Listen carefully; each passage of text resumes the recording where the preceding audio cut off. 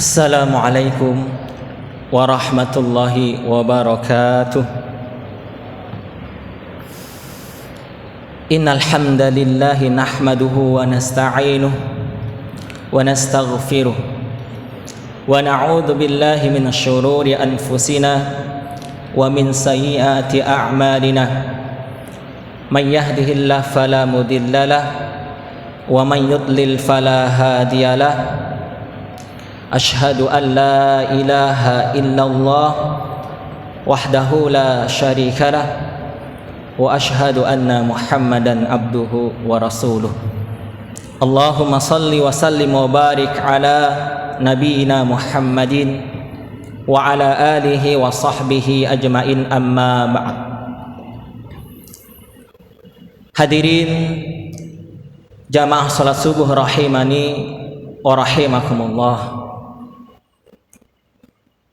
Alhamdulillah, kita bersyukur kepada Allah Subhanahu wa ta'ala yang telah memberikan kesempatan dan kenikmatan demi kenikmatan kepada kita. Di antara nikmat yang Allah masih berikan kepada kita, kita masih diberikan kesempatan untuk beribadah sampai akhir-akhir bulan Ramadan ini. Dan pada saat ini kita berada di waktu-waktu yang terbaik, karena setiap waktu itu baik, tapi ada waktu-waktu yang terbaik. Setiap bulan itu baik, tapi ada bulan yang terbaik di antara 12 bulan, bulan Ramadan. Setiap hari itu baik, tapi ada hari yang menjadi hari yang terbaik, Sayyidul Ayyam, hari Jumat. Dan setiap waktu salat yang kita kerjakan itu adalah waktu-waktu yang terbaik, tapi ada waktu yang terbaik di mana kita berada di waktu itu pada saat ini. Yang kedua, salawat dan salam semoga senantiasa tercurah kepada suri tauladan kita, manusia mulia, Nabi Agung Nabi Muhammad sallallahu alaihi wasallam. Hadirin yang berbahagia rahimakumullah, kalau kita membaca, mentadaburi ayat-ayat Al-Quran, maka kita akan banyak menjumpai tentang kisah-kisah di dalam Al-Quran. Tidak terkecuali di dalam hadis Nabi sallallahu alaihi wasallam. Selain berkaitan dengan hukum, perintah dan larangan, di dalam hadis juga terdapat kisah-kisah yang menjadi teladan untuk orang-orang setelahnya. Bahkan ketika Nabi kita Nabi Muhammad sallallahu alaihi wasallam menyampaikan kisah tersebut, itu menandakan bahwa dalam kisah tersebut ada ibrah, ada faedah yang dapat kita ambil. Maka izinkan pada kesempatan ini kami menyampaikan sebuah kisah yang terdapat dalam hadis riwayat Bukhari dan Muslim dari Abu Hurairah radhiyallahu an. Ada dua orang laki-laki sedang bertransaksi jual beli tanah. Dikisahkan dalam hadis tersebut, ishtara rajul min rajulin aqaran lahu. Ada seorang laki-laki membeli tanah dari seorang laki-laki yang lainnya. Fawajada ar-rajul alladhi ishtara al-aqara fi aqarihi jarratan fiha dhahabun. Kemudian selang beberapa waktu kemudian, laki-laki yang membeli tanah dari yang menjual tanah ini menemukan sebuah guci yang ada di tanah yang dia beli tersebut, di mana guci itu berisi dari emas. Nah, kalau kita beli tanah, kemudian kita menemukan barang yang berharga di dalam tanah tersebut, tentu kita akan merasa senang. Kita akan ambil barang tersebut. Tapi tidak demikian dengan orang atau laki-laki ini, karena laki-laki ini adalah laki-laki yang soleh. Dikisahkan kalau dalam penjelasan Bukhari bahwa kisah ini terjadi pada Bani Israel. Menurut Ibnu Hajar, tidak disebutkan siapa nama orangnya, tapi ini terjadi pada masa Nabi Daud. Maka ketika laki-laki yang beli tanah tadi menemukan seguci yang isinya emas, faqala lahu alladhi ishtaral aqara khudh dhahabaka minni innama ishtaraitu minkal arda wala atba minkad dhahab.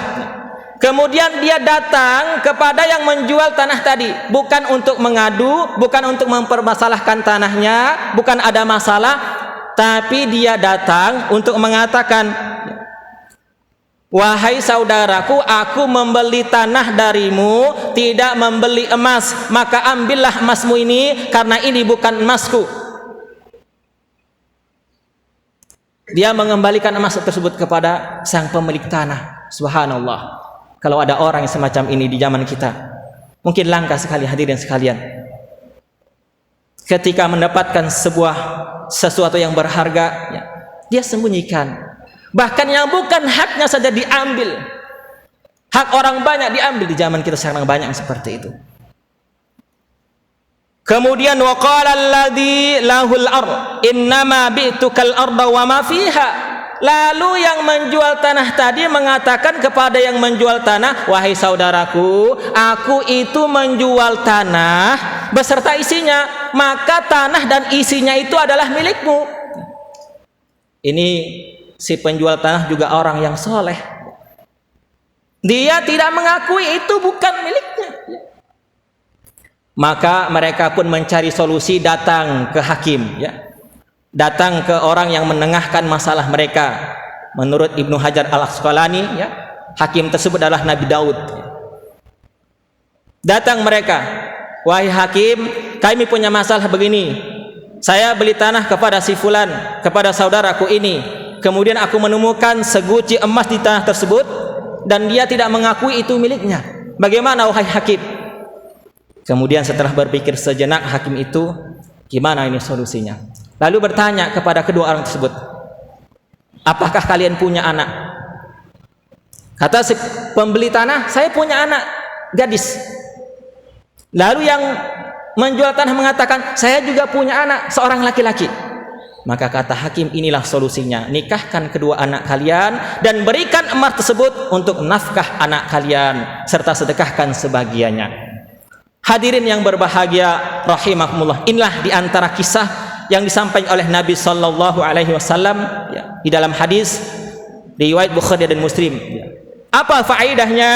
Di antara faedah yang dapat kita ambil dari hadis dan kisah tersebut, pertama, di antara pegangan dalam bermuamalah orang-orang yang soleh itu adalah jujur dan amanah. Inilah yang dipegang oleh orang-orang soleh ketika mereka bermuamalah dengan siapapun. Mereka senantiasa berpegang kepada yang namanya jujur dan amanah.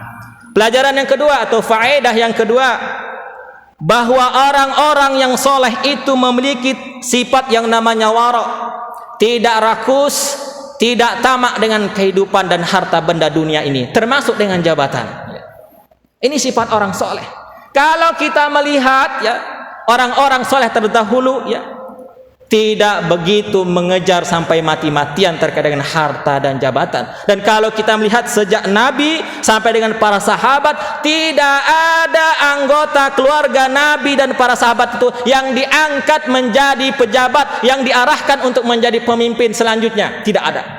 Bahkan suatu ketika, ya, di zaman Umar bin Khattab menjadi khalifah, ingin mengangkat seorang gubernur, ada sahabat lain mengatakan, ya Umar, ya Khalifah, wahai Amirul Mukminin, tidak ada yang lebih pantas sekarang untuk menjadi gubernur kecuali anakmu wahai Khalifah, kecuali Abdullah bin Umar.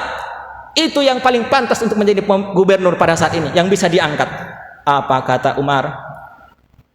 Jangan, cukuplah Umar yang memegang amanah besar ini. Jangan sampai anggota keluarga Umar yang lainnya mendapatkan amanah yang berat seperti yang saya alami. Inilah sifat para sahabat yang mulia, orang-orang soleh terdahulu terhadap harta benda dan jabatan.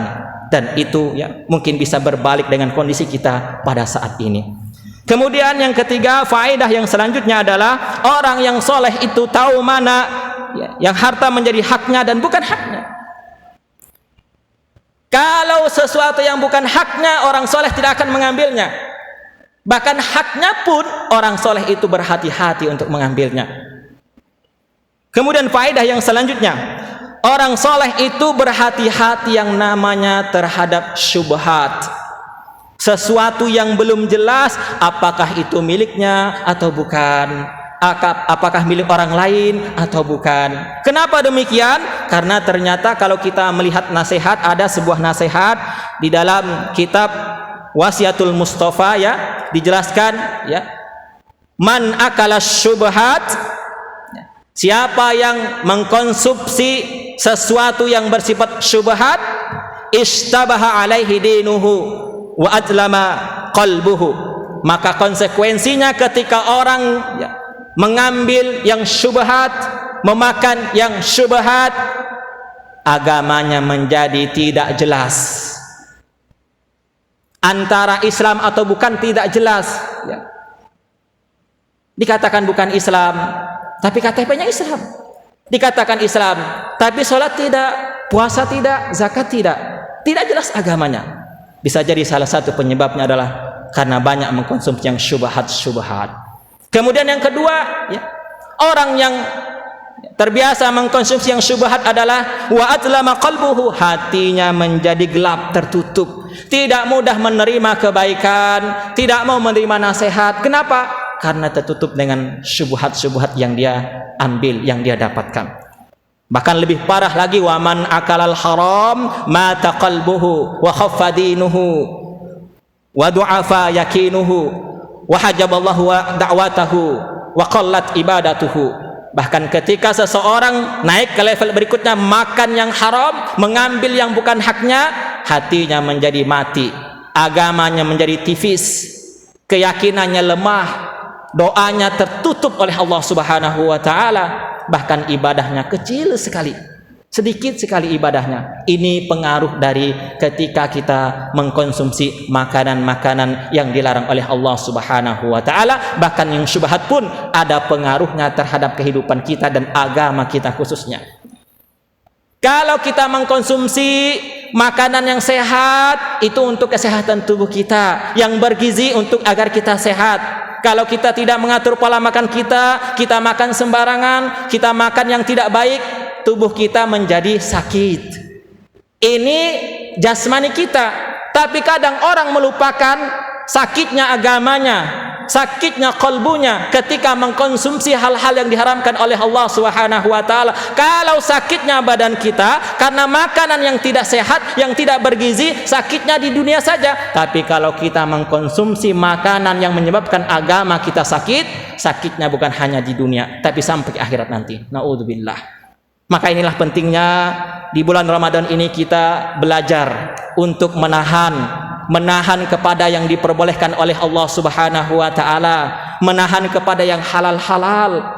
Harapannya nanti kita mampu menahan kepada yang diharamkan oleh Allah Subhanahu wa taala. Semoga kita mampu menyempurnakan ibadah di bulan Ramadan ini, karena tujuan kita beribadah di bulan Ramadan ini, wabil khusus puasa, adalah la'allakum tattaqun. Di antara ciri orang yang la'allakum tattaqun, yang bertakwa kepada Allah Subhanahu wa taala, itu kata Umar adalah orang yang berhati-hati dalam menjalani kehidupan ini. Orang yang berhati-hati memakan sesuatu, mengambil sesuatu, mendapatkan sesuatu, agar apa? Agar dia selamat di dunia dan akhirat. Demikian yang dapat kami sampaikan. Semoga menjadi kebaikan bagi kami pribadi dan hadirin sekalian. Subhanakallahumma wa bihamdika, asyhadu an la ilaha illa anta, astaghfiruka wa atubu ilaik. Alhamdulillahi rabbil alamin, billahi taufiq wal hidayah wa ridha wal inayah, nasrun minallah wa fathun qarib, wa basyiril mu'minin. Assalamualaikum warahmatullahi wabarakatuh.